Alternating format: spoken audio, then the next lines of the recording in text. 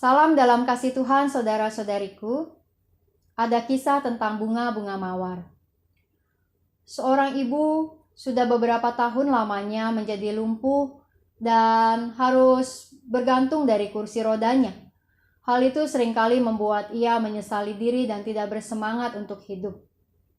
Di depan rumahnya terdapat sepetak kebun berisi pot-pot besar yang ditanami bunga-bunga mawar. Sejak ia sakit, tanaman-tanaman mawar itu tidak terpelihara dengan baik. Rumput dan ilalang sudah tumbuh dengan tinggi, daun-daun berserakan ada di mana-mana.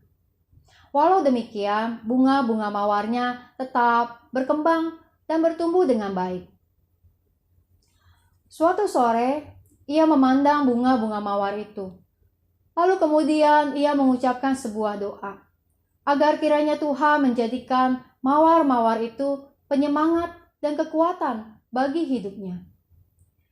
Ia pun mulai mencari gunting kebun dan mulai mendekati pot-pot itu dengan susah payah.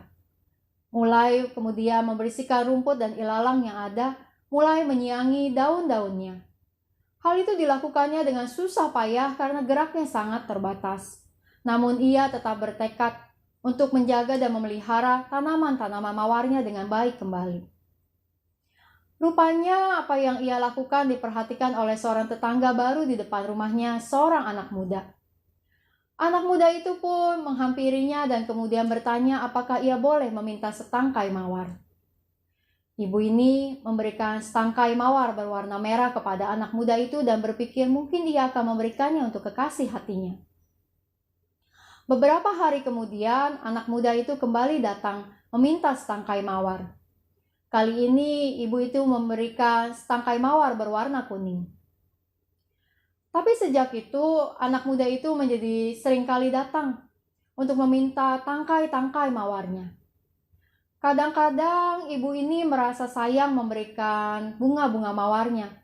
Namun ia berpikir lagi, toh bunga-bunga mawar itu telah bertumbuh dan berkembang selama ini bukan, sekalipun dia sempat tidak merawatnya dengan baik. Suatu hari anak muda itu kembali datang meminta setangkai mawar.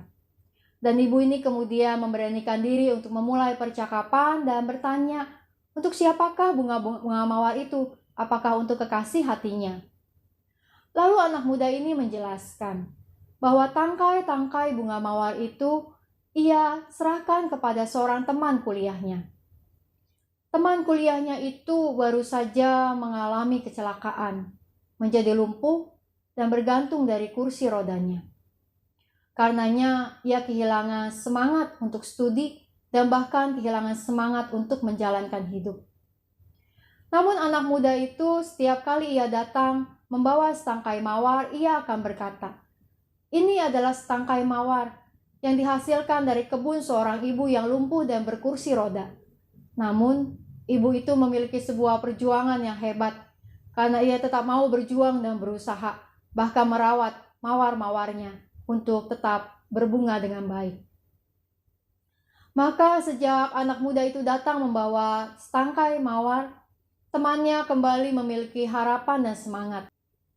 Saudara-saudariku yang dikasihi Tuhan, saya percaya bahwa di dalam setiap kehidupan kita, Tuhan menitipkan kisah-kisah hidup untuk menjadi inspirasi dan motivasi bagi banyak orang. Ketika kita sendiri mampu untuk memiliki semangat serta perjuangan menjalankan hari-hari kita sekalipun rasanya sulit.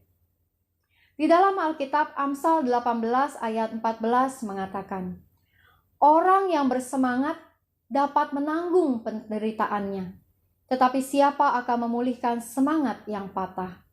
Kiranya Tuhan menolong kita. Mari kita berdoa. Allah yang Maha Kasih, kami bersyukur untuk hari ini, ketika Engkau memberikan kami kesempatan untuk menjalankan hidup kami. Maka Tuhan, biarlah kami merasakan semangat dan kekuatan yang Engkau beri kepada kami. Dan bahkan, biarlah kami juga dapat menjadi penyemangat dan penguat bagi orang-orang lain yang kami kenal dan mengenal kami. Kadang-kadang tak mudah Tuhan untuk menjalankan semua hal yang ada dalam hidup kami. Kami merasa berat dan terkadang kami merasa ingin menyerah. Tapi Tuhan, kami ingat kepadamu. Dan biarlah kami juga ingat orang-orang yang terus juga berjuang dan berusaha untuk hidup mereka. Biarlah kami juga ingat ada banyak orang yang terus juga bersemangat untuk menjalankan hidup mereka sekalipun sulit, sekalipun tak mudah, sekalipun sakit.